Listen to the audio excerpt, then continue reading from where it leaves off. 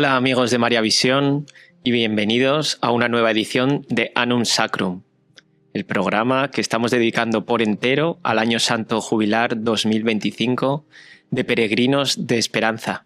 Y aquí tengo al peregrino Ignacio. ¿Cómo estás? Muy buenas, Javier. Sí, soy un peregrino asiduo. Bueno, más que asiduo, perenne. Sí. Así es. Nos estás acompañando pues también en este peregrinar de este programa de Annum Sacrum, ¿no? Nosotros también estamos realizando un peregrinaje particular a través de Maria Visión, ¿no? Con todas esas personas que nos acompañan desde sus casas. Pues mira, es curioso lo que comentas, porque muchas veces, pues yo qué sé, cuando tengo trances, iba a decir dolorosos, sí, tengo trances dolorosos, pero bueno, molestos en mi día a día, me acuerdo de aquello que decías tú o que dije yo mismo en determinado programa de Annum Sacrum y encuentro consuelo. Ah, mira. O sea, que a veces es bueno rebobinar y ver lo que uno mismo ha dicho. Qué bien. Bueno, me alegro entonces. Luego lo repasamos un poquito si quieres, pero antes que nada, ya sabes que aquí en Maria Visión pues, nos gusta, y a mí también, pues que comencemos el programa encomendándonos al Espíritu Santo para que nos acompañe y que nos guíe durante este peregrinar, aunque sea este cortito peregrinar con todas estas personas que nos están siguiendo. Perfecto, fenomenal. Entonces, nada, pidamos el amparo y el auxilio del Espíritu Santo. Así es, pues en el nombre del Padre, del Hijo y del Espíritu Santo. Amén. Ven, Espíritu Santo, y llena los corazones de tus fieles y enciende en ellos el fuego de tu amor. Envía, Señor, tu Espíritu, que renueve la faz de la tierra. Oh Dios, que llenaste los corazones de tus fieles con la luz del Espíritu Santo, concédenos que, guiados por el mismo Espíritu, sintamos con rectitud y gocemos siempre de tu consuelo. Por Jesucristo nuestro Señor. Amén. Amén. Bueno, pues cuéntanos, ¿qué tenemos preparado hoy para Annum Sacrum? Pues sí, mira, fundamentalmente quería hoy dedicar este programa del Año Santo Jubilar de Peregrinos de Esperanza a una llamada a la conversión. Uh-huh. Y pues eso, lo que quiero comunicar a los televidentes y teleadictos de Maria Visión, pues son ciertos razonamientos para fortalecer nuestra fe. Uh-huh. Y sobre todo para acercar a la conversión pues, a las personas que estén titubeando o que estén alejadas de Dios. Es decir, argumentos sólidos para creer en Dios Padre, Hijo y Espíritu Santo. Claro, porque yo creo que nunca, o siempre más bien dicho, es buen momento para buscar esa conversión, tanto para los que ya conocen a Dios, los que lo han conocido, como los que lo tienen o están por conocerlo. Es decir, ya lo decíamos en la edición anterior, que nunca se está lo suficientemente cerca de Dios. Entonces, podemos considerar que acercarnos a Dios de alguna manera es ese camino de conversión. Aunque pensemos que ya nos hemos convertido, muchas veces nos puede faltar la fe. Además, la fe es creer sin haber visto. Es decir, hay una falta de certeza. Entonces necesitamos argumentos y razonamientos poderosos y señales divinas pues para que esa fe se mantenga incólume. Pues cuéntanos, porque tengo ganas de que nos detalles cuáles son esos argumentos de ese camino. ¿A ti por dónde te gustaría que empezase? ¿Por una parte más filosófica o escolástica o por una más teológica? Al final ambas son filosóficas y teológicas porque son dos vasos conductores que están unidos, pero bueno, una igual tiene un cariz más filosófico y otra más teológico. Venga, empieza por el filosófico. Por el filosófico. Venga, que me entra curiosidad porque es una rama que a mí que yo no he cultivado apenas. Bueno, a ver, tú eres la filosofía. Pero tú eres una persona dada a pensar, o sea que eso ya es filosofía. Bueno. Pues nada, para comenzar, por ejemplo, Aristóteles, 3 o 4 siglos antes de Cristo, llegó a la conclusión de que tiene que haber un principio a todo, ¿no? Porque todo es el efecto de una causa previa. Entonces, al final tiene que haber una primera causa, pues eso, algo que preceda a todo, porque no puede haber una sucesión infinita de causas.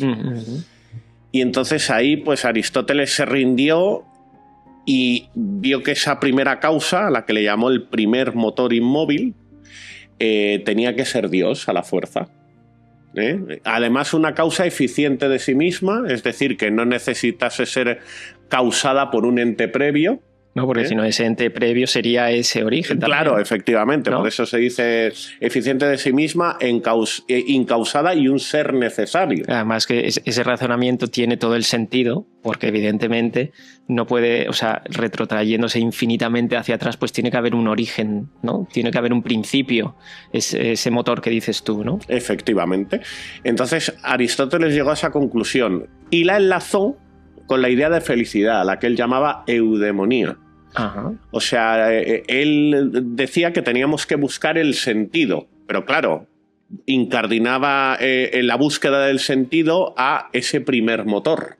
Claro, tiene su lógica, porque él sí estaba convencido en que había un primer motor y también buscaba el sentido de la vida, pues es lógico que ensamblase ambas cosas, que las ensartase.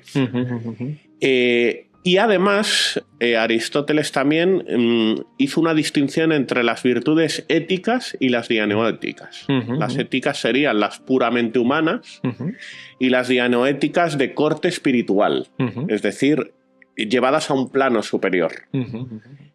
Y esto pues me parece un precedente de lo que serían las virtudes humanas y las virtudes teologales. O sea que ya el propio Aristóteles, 3 o 4 siglos antes de Cristo, sin haber experimentado la revelación, que sepamos, llegó a estas conclusiones tan elevadas. Claro, entonces a través de su pensamiento y de la filosofía, ¿no? Llega a la conclusión de que el origen de todo, de todas las causas y de todos los acontecimientos actuales, llámalo como quieras, ese origen es Dios, ¿no? Efectivamente. Y además que ese origen tiene que ser algo bueno. Claro, mira, no me había detenido a pensar eso, pero claro, también lo une a la idea de bien. Eso es. Efectivamente. De hecho, además, en su obra Ética Nicómaco decía que el sentido tenía que ser como una diana, ¿no? Una diana, ¿por qué? Porque cuando enristramos un arco y lo tensamos, pues la flecha tiene que tener una dirección concreta y eso sería el sentido, unido a la idea de bien, a la ética y a ese primer motor al que él consideraba como Dios. Bueno, luego ya pegamos un salto a la Edad Media, a la última etapa de la Edad Media, o sea, un salto cuantitativo en el tiempo, y tenemos a Santo Tomás de Aquino, que es considerado el mejor intérprete del pensamiento de Aristóteles. Hubo muchos intentos frustrados, pero el que sobresalió a la hora de hacer una interpretación ortodoxa, sin sesgos, sin acentuadas digresiones del pensamiento de Aristóteles, fue Santo Tomás de Aquino, el padre de la escolástica, de la filosofía católica, de la orden dominica, que se caracteriza por esto. Vale. Y entonces él recogió ciertas teorías de Aristóteles, pero también no es que las refutase, sino que las perfeccionó, las culminó, limó ciertas asperezas para adaptarlas a la doctrina católica. Claro, a lo mejor aquellos postulados o esos razonamientos que quedaban por concluir, por rematar, y que él aportó pues esa visión desde la catolicidad, ¿no? Efectivamente, no es que rompiese con ellas, sino que las complementó, culminó, ¿no? las perfeccionó, las depuró. Efectivamente, porque por ejemplo él veía una primera causa, claro, en un Dios, efectivamente, como decía Aristóteles, eficiente de sí mismo, incausado por un ente previo, un ser necesario, pero claro, lo veía aparte de como un Dios creador, como un Dios padre. Aristóteles se limitaba a verlo como un primer motor, es decir, que tenía una visión un tanto, pues eso, incompleta de Dios. No esa cercanía del Padre y tal que ya nos aportó pues la revelación y los a través de la padres. Revelación, efectivamente, ¿no? Efectivamente. Pero bueno, que el pensamiento de Santo Tomás tiene una fuerte raigambre aristotélica, como hemos señalado. Previamente el de San Agustín tenía cierta raigambre platónica, pero fue posteriormente corregido por Santo Tomás. ¿Esto quiere decir que Santo Tomás fuese mejor cristiano que San Agustín? No, porque yo considero que no habría un Santo Tomás sin un San Agustín.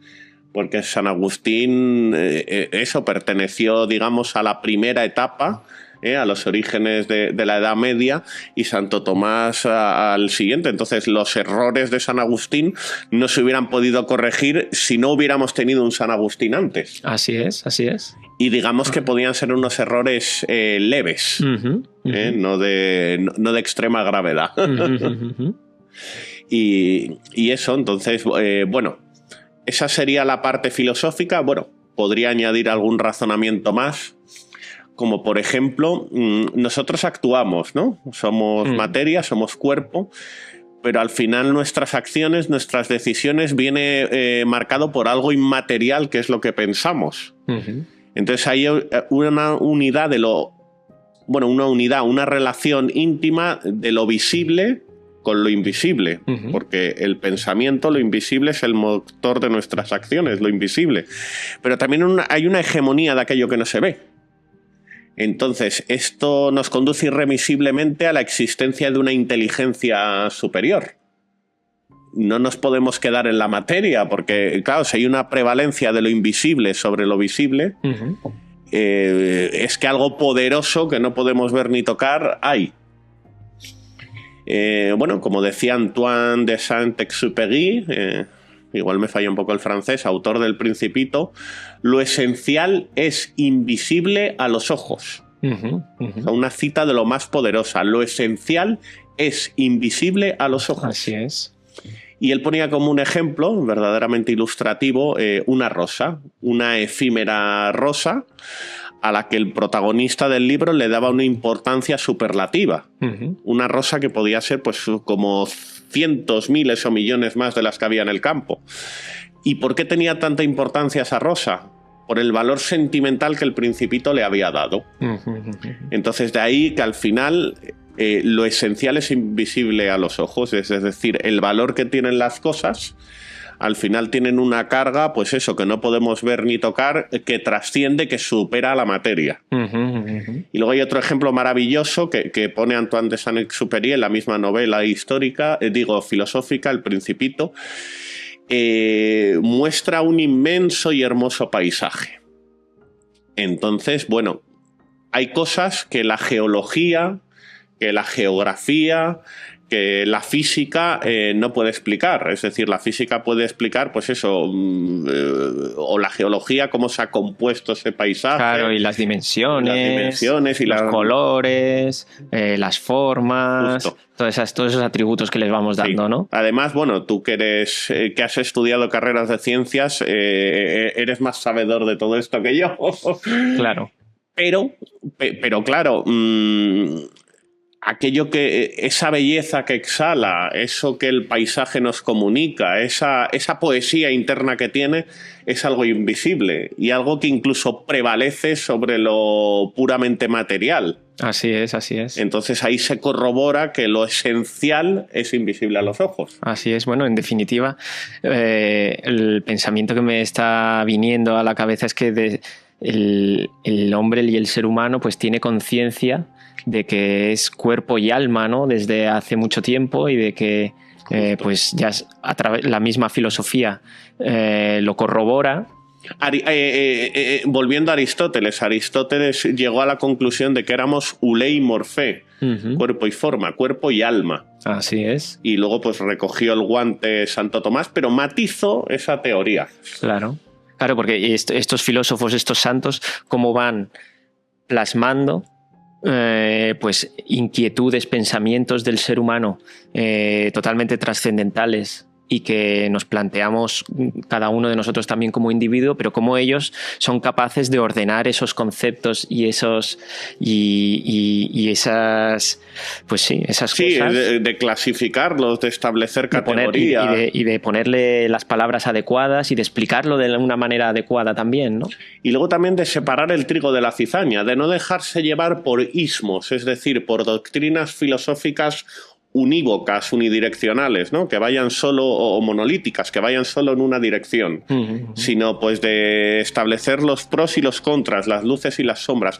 Algo que vendría muy bien hoy en día, porque yo veo que la gente se afana mucho a ismos, a doctrinas un tanto unidireccionales, y no sabe ver un poco, pues, eso, el trigo y la cizaña que tienen las cosas. A veces hacen razonamientos, pues eso, de 150 caracteres. Sí, efectivamente, porque yo creo que has dicho la palabra clave de todo esto también, que yo creo que es la revelación, es decir, porque ahí donde entra realmente todo aquello que no podemos explicar, donde está la fe también, pero que nos ha sido revelado, está ahí en las Escrituras, está en la Sagrada Biblia, claro, está en los libros del Antiguo Testamento, está también en el Evangelio.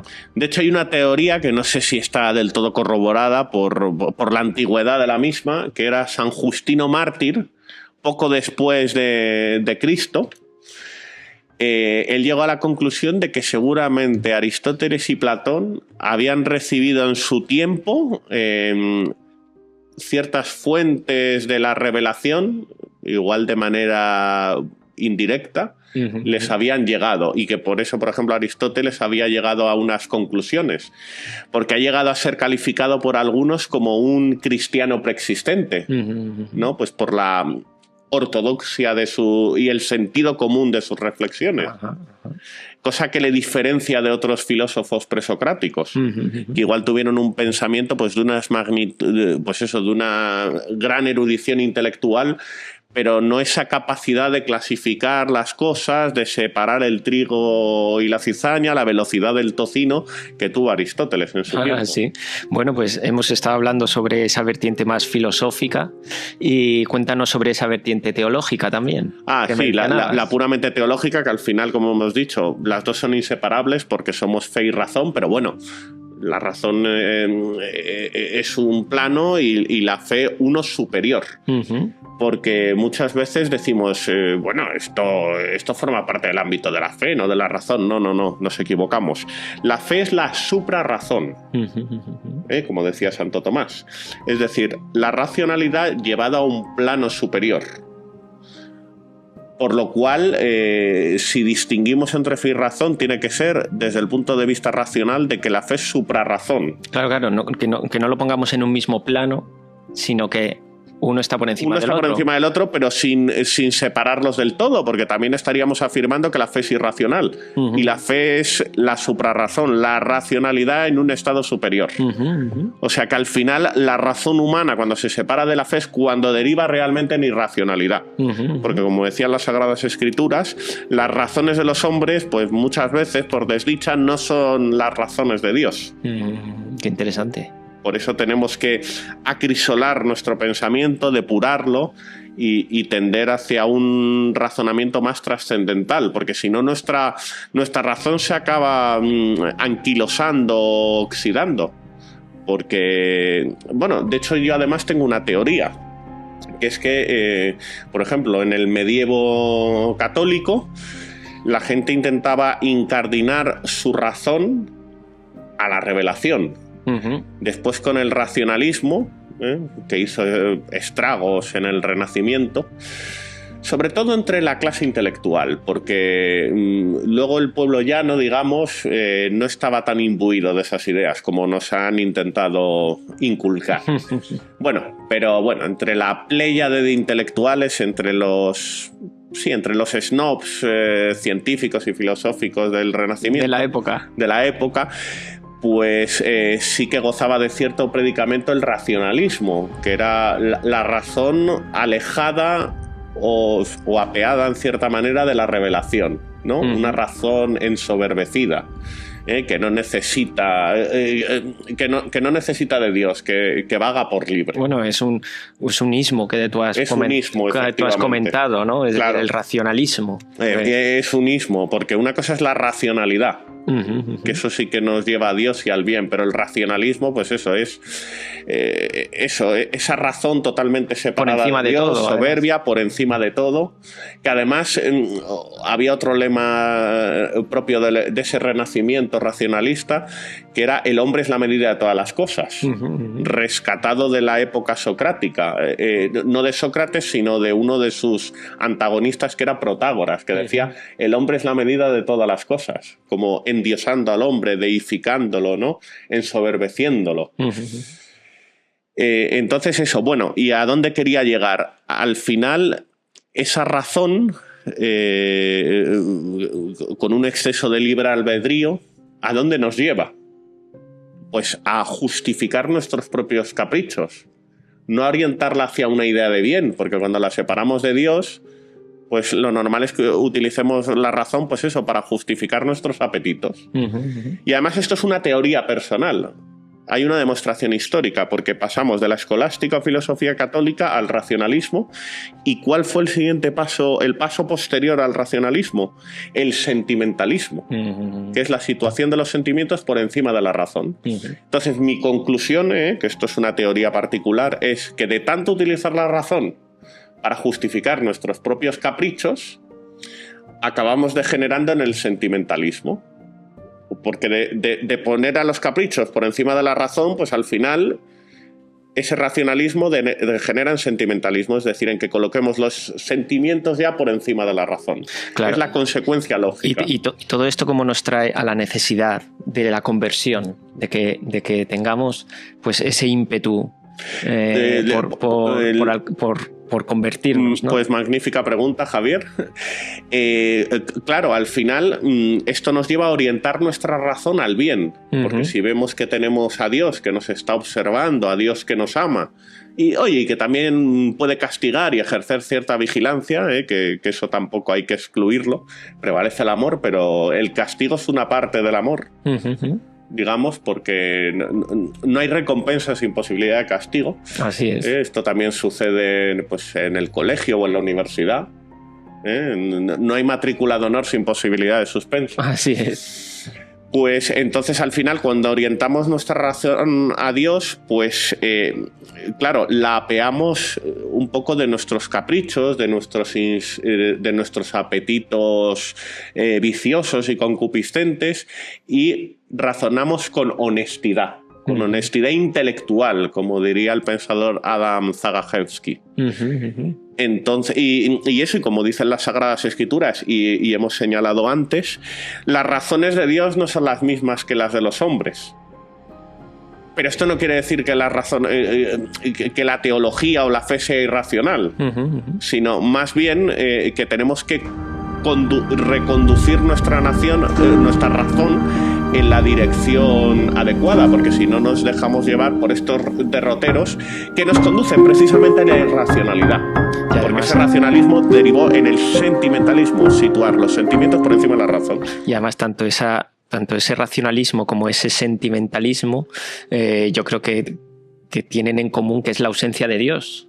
Efectivamente, tienen un tronco común, y por eso una cosa lleva a la otra, aunque aparenten ser lo contrario, porque el racionalismo es como la exaltación de la razón llevada al paroxismo, la razón por encima de todo, y al final como esa exaltación de la razón nos acaba conduciendo a lo contrario, que es al hundimiento de la razón y al enaltecimiento de los sentimientos. Así es. Es que claro, también cuando no cultivamos la fe católica y la escolástica, el pensamiento católico, la doctrina, nos dejamos llevar por ismos o por doctrinas unidireccionales que paradójicamente nos acaban conduciendo a lo contrario. Esto está demostrado en la historia de la filosofía. Por ejemplo, el empirismo radical te puede acabar llevando al idealismo, que sería el contrapunto, y viceversa. El idealismo al pragmatismo radical. O sea que al final, ahí en cierta manera, pues los polos opuestos se acaban atrayendo.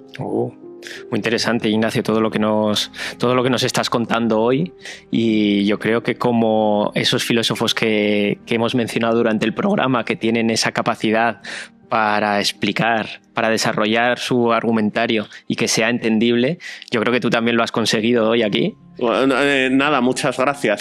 ¿Puedo decir que eres un filósofo contemporáneo?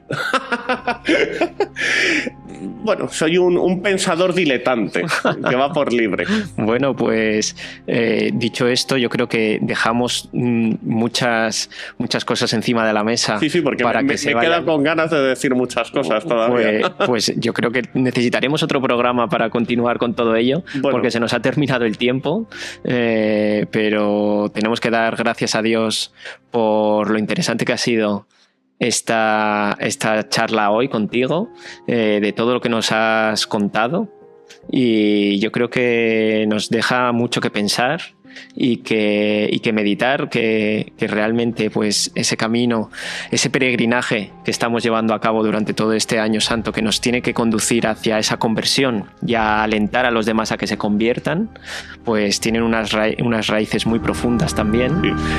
Por cierto, antes de terminar, te voy a hacer una pregunta cuya respuesta conoces igual o mejor que yo. ¿Cuál es el libro más leído o vendido de la historia? La Sagrada Biblia, ¿no? La Sagrada Biblia.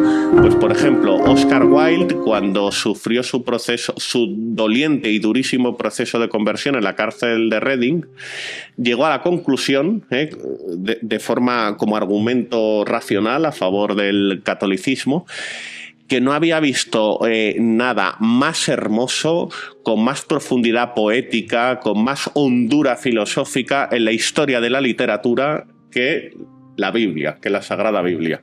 Por encima de Homero, de Platón, de Plutarco, etcétera. Pues ¿por qué será? Sino porque es un libro que ha sido escrito por intercesión del mismo Dios, del Espíritu Santo.